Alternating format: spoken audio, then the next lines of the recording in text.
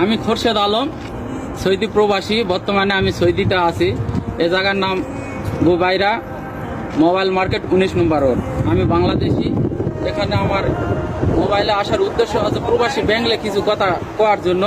আমার পাসপোর্টের ভিসা ঠিক আছে, মিন পার সব ঠিক আছে। আমি প্রবাসী ব্যাংকে গিয়েছিলাম, আমার নওগাঁ জেলা পত্নীতলা থানা নজিপুর প্রবাসী ব্যাংকে গেছিলাম। সেখানে আমাকে লোন দেওয়া হয় নাই, কারণ সেখানে ঘুষ চলে আপনার 7,000 টাকা থেকে 11,000 টাকা। ওখানে কি সুন্দর দাঁড়িয়েওয়ালা লোক আছে মিটু, আর একজন আছে হিন্দু, তারা আমাকে লোন দেয়নি। আমার কাগজপত্র সব ঠিক, কোনো সমস্যা নাই। মাননীয় প্রধানমন্ত্রী খালি ব্যাংকে টাকা ছাড়েন। আমরা তো নিজেই ভুক্তভোগী, আমরা কিভাবে ব্যাংকে টাকা দিব? ঋণ দেনা করে আইছি, আপনারা আমাদের ঋণ দেনা পরিশোধ করেন, আমরা ব্যাংকে টাকা ছাড়বো। সকল প্রবাসীর কাছে অনুরোধ জানাই, যারা প্রবাসে আইছেন, যারা এরকম ভুক্তভোগী, তারা সকলেই ভিডিওর মাধ্যমে প্রধানমন্ত্রীকে আহ্বান করুন, যারা